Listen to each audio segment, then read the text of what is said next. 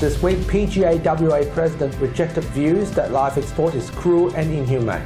Overseas student visas in the spotlight, with the Labor Party claiming visa numbers are out of control. A new push for the government to increase funding for Kids Helpline to cope with demand.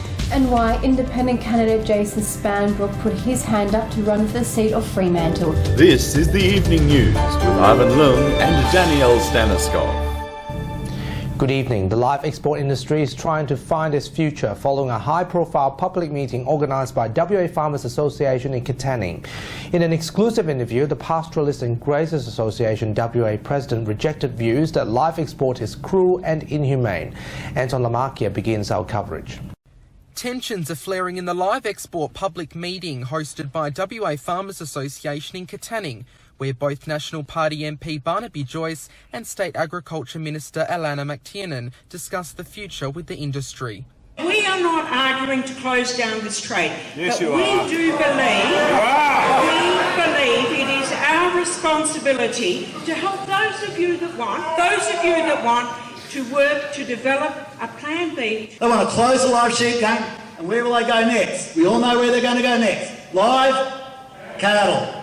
On the flip side, President of the Pastoralists and Graziers Association, Tony Seabrook, rejected the claims that the industry portrays an image that's cruel and inhumane. We are the best in the world, absolutely the best, there's no doubt about that. We can get even better.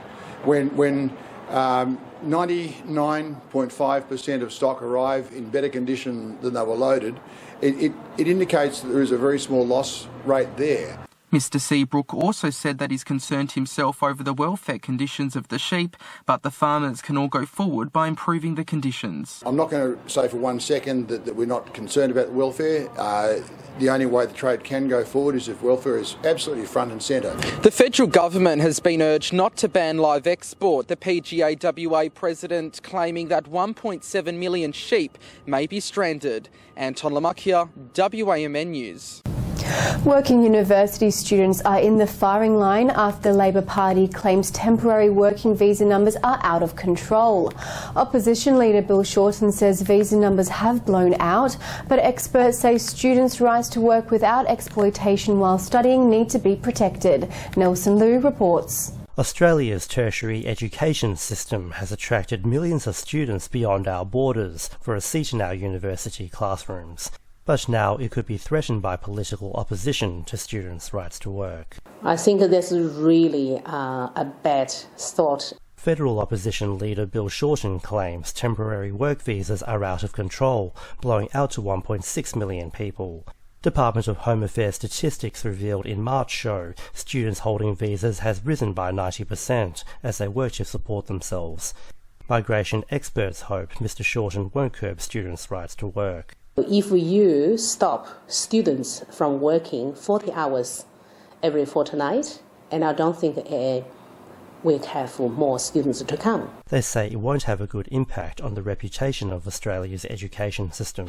Although migration experts claim international students on temporary visas need to work, unions are concerned about ongoing risks of exploitation. I think they come and they're very unsure of what they're entitled to and what their employment rights are. They believe students need to be protected. We think that those workers are highly vulnerable to exploitation. Nelson Liu, WAMN News. The federal government is being called on to urgently top up funding for Kids Helpline, as the nationwide counselling service is unable to keep up with an increased demand of calls. Taylor Hannah joins us with more details. Taylor. Well, Ivan, it's reported more than half of calls went unanswered, hence the government being called on to further fund these important services so that kids have somewhere to turn to. Greens MP Alison Zamon said we need to be backing these helplines with dollars to ensure they can deliver on the services we're expecting them to provide. Children are ringing the helpline for any number of reasons and they're not able to get through.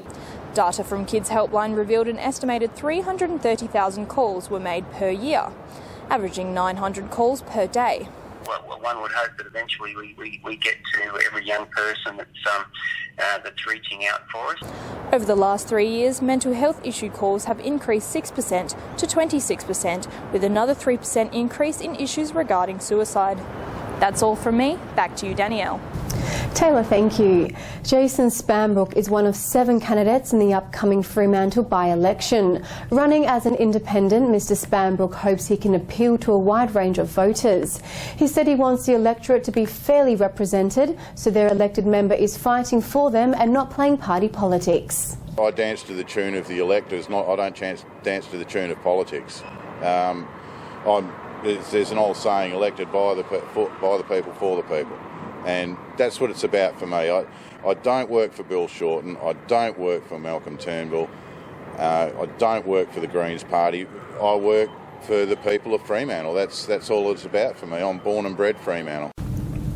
WA small businesses are getting a crash course in internet marketing, with Google bringing a new course to Perth to help expand their reach online.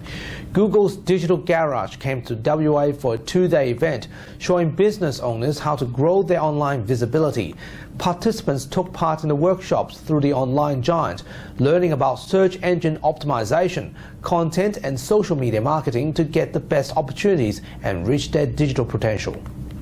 Promoted the event, and very quickly we were actually oversubscribed. There's a lot of interest here locally, and one of the most common pieces of feedback is, when are you coming back?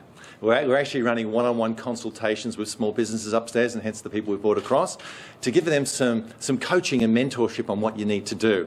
US President Donald Trump has invited Russian President Vladimir Putin to visit the White House following a summit in Helsinki. President Trump has rejected criticism, saying the summit in the Finland capital was a great success.